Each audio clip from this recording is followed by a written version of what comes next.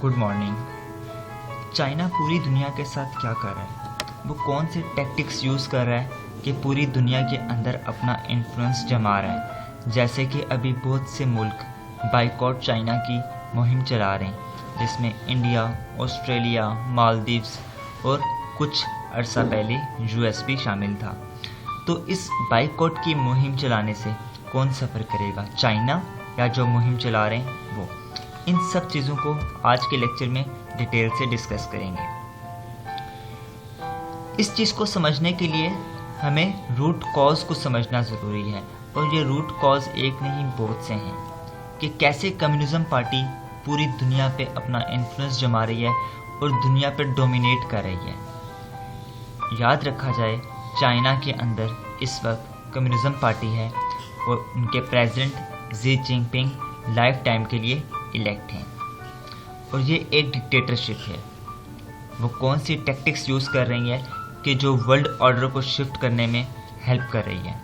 जैसे कि यूएस पहले सुपर पावर था और आज वही सुपर पावर अपनी पावर का स्टेटस लूज़ कर रहा है, और चाइना उसी स्टेटस को हासिल करने में लगी हुई है। इन टैक्टिक्स में सबसे पहला टैक्टिक्स है through trade. Through trade China पूरी दुनिया के अंदर अपना इन्फ्लुएंस जमा रही है।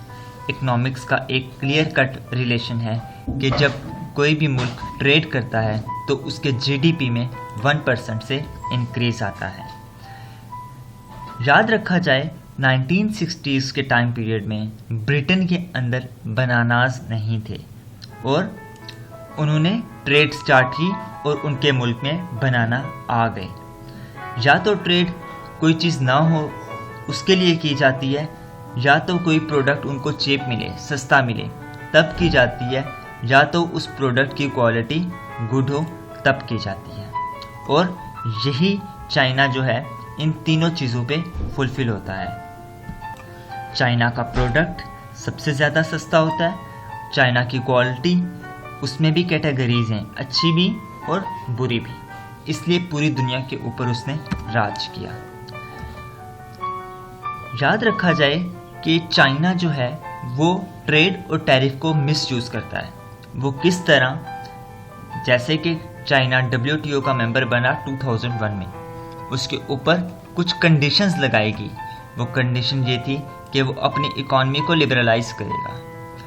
2015 तक चाइना ने समहाउ अपनी इकॉनमी को लिबरलाइज किया, लेकिन 2015 के बाद वो WTO वर्ल्ड ट्रेड ऑर्गेनाइजेशन को अपने बेनिफिट के लिए यूज़ करने लगे। वो किस तरह? वो इस तरह कि चाइना कोई भी प्रोडक्ट बनाता था उसको पूरी दुनिया के अंदर एक्सपोर्ट करता था, पूरी दुनिया में बेचता था, लेकिन उसी दुनिया से वो कुछ मंगवाता नहीं था, वो इंपोर्ट कम करता था। इसको कहा जाता है वन साइडेड ट्रेड, जो कि WTO के अगेंस्ट है। अब वो कम क्यों मंगवाता था?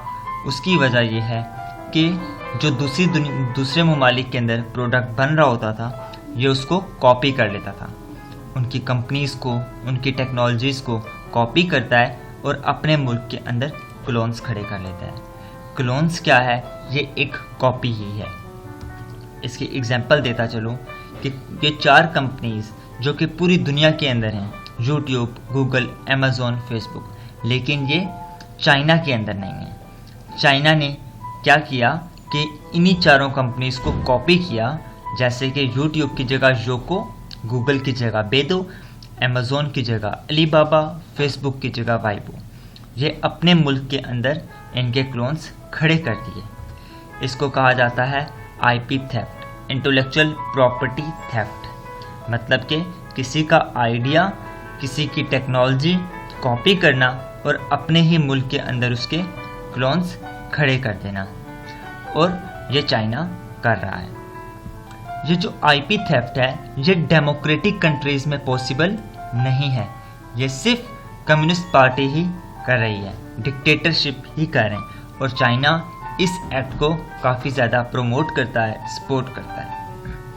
एक और चीज़ याद रखी जाए कि चाइना के अंदर कोई भी कंपनी बिजनेस करेगी या कोई भी मुल्क जाके वहाँ पे बिजनेस करेगा तो उनको सबसे पहले अपनी IP ट्रांसफ़र करनी पड़ेगी। इंटेलेक्चुअल प्रॉपर्टी ट्रांसफ़र करनी पड़ेगी, और जब आईपी ट्रांसफ़र होती है तो वो इसके क्लोन्स खड़े कर लेते हैं। विदाउट आईपी ट्रांसफ़र क्लोन्स खड़े नहीं हो सकते। ये चाइना के रूल्स के अंदर है, पॉलिसी के अंदर है। इस तरह चाइना ने पूरी दुनिया के अंदर अपना इन्फ्लुएंस जमाया। दूसरी चीज़ याद रखी जाए कि वो है डंपिंग। डंपिंग के थ्रू भी चाइना पूरी दुनिया के अंदर अपना इन्फ्लुएंस जमा रहा है। डंपिंग कहा जाता है किसी भी प्रोडक्ट को कम प्राइस के अंदर बेचना और एक ही जगह जाकर डंप कर देना, और ऐसा करने से जो लोकल मैन्युफैक्चरर होते हैं वो काफ़ी ज़्यादा सफ़र करते हैं। एग्जाम्पल के साथ बताता चलूँ, चाइना एक कैलकुलेटर बनाता है, उसकी प्राइस है 100 रुपीज़, और जब वो दूसरे मुल्क में मतलब कि पाकिस्तान में भिजवाता है तो उसकी प्राइस हो जाती है 150, जबकि पाकिस्तान के अंदर जो अपने कैलकुलेटर बन रहे हैं उनकी प्राइस है 500। दोनों का फंक्शन सेम है, तो लोग किस कैलकुलेटर को प्रेफर करेंगे? चाइना के, क्योंकि फंक्शन सेम है दोनों का और प्राइस में ये कम है। तो इस तरह क्या होता है कि जो लोकल मैन्युफैक्चरर हैं वो काफ़ी ज़्यादा सफ़र करते हैं। इतना ज़्यादा सफ़र करते हैं कि एक पॉइंट पर आकर जो लोकल मैन्युफैक्चरर हैं वो अपना काम करना ही बंद हो जाते हैं। और यही चाइना अभी इंडिया के साथ कर रहा है कि वहाँ पर डंपिंग कर रहा है मेडिसिन्स, विटामिन वगैरह की। इसके साथ साथ ऑस्ट्रेलिया के अंदर एल्यूमिनियम को वो डंप कर रहा है। मालदीव्स के साथ भी सेम यही सिचुएशन कर रहा है, और यूएस के साथ भी कुछ अर्सा पहले करता रहा है। तीसरी बहुत इंपॉर्टेंट चीज़ जो चाइना कर रहा है वो है डेब्ट ट्रैप। कर्जा दे के लोगों को अपने जाल में फंसा रहा है। वो कैसे? चाइना अफ्रीकन कंट्रीज़ को कर्जा देता है इंफ्रास्ट्रक्चर डेवलप करने के लिए, लेकिन जब वो कर्जा नहीं दे पाते तो उस चीज़ को अपने अंडर अपने कंट्रोल कर लेता है। जैसे कि ज़ाम्बिया की नेशनल इलेक्ट्रिकल कंपनी, जो कि सबसे बड़ी कंपनी थी उनकी। उसके बाद कीनिया का फोर्ट मंबोसा, फिर अभी नाइजीरिया के साथ भी यही सिचुएशन हो रही है। एशियन कंट्रीज़ के साथ भी कुछ ऐसा ही हो रहा है, जैसे कि मालदीव्स का जो आइलैंड है वो चाइना ने अपने कंट्रोल कर लिया। फिर श्रीलंका की पोर्ट हम्बनटोटा 99 साल लीज के लिए उन्होंने अपने अंडर कंट्रोल कर ली। और यही सिचुएशन सी पैक के थ्रू पाकिस्तान के साथ भी हो सकती है, क्योंकि चाइना अपने मकासद के लिए ममालिक को इस्तेमाल करता आया है, जिसकी एग्जांपल से मैंने पीछे दी हैं। और इन्हीं चीज़ों की बदौलत ट्रेड वॉर स्टार्ट हो गई थी यूएस और चाइना की। अब ट्रेड वॉर है क्या? ट्रेड वॉर ये थी कि जो चाइना का प्रोडक्ट यूएस के अंदर जाता था तो यूएस ने उस पर टैरिफ इंक्रीज़ कर दिया। जब टैरिफ इंक्रीज़ किया तो वो उस चीज़ की कीमत भी इंक्रीज़ होगी। जब वो यूएस में गया तो जो पहले 100 रुपये का प्रोडक्ट आ रहा था अब उसकी कीमत 500 की चलेगी। इससे क्या हुआ? तो लोगों ने चाइना का सामान लेना कम कर दिया, परचेजिंग पावर कम होगी। लोगों ने यूएस के ही प्रोडक्ट को प्रेफर किया, और जब ये सिचुएशन हुई चाइना का सामान कोई नहीं लेने लगा तो यही काम चाइना ने यूएस के साथ किया, उसने भी टैरिफ इंक्रीज कर दिए। इसको कहा जाता है ट्रेड वॉर। और ट्रेड वॉर ही बेसिकली बाइकआउट चाइना है, क्योंकि उसमें भी प्रोडक्ट नहीं लिए जा रहे, इसमें भी प्रोडक्ट नहीं लिए जा रहे। देखा जाए तो बाइकआउट चाइना या ट्रेड वॉर, ये दोनों चीज़ें ही पॉसिबल नहीं हैं। ये बात मैं क्यों कह रहा हूँ? हाँ, समहाउ कंट्रीज चाइना से अपनी डिपेंडेंसी कम ज़रूर कर सकते हैं, लेकिन बाइकआउट चाइना नहीं कर सकते, अवॉइड चाइनीज़ प्रोडक्ट नहीं कर सकते।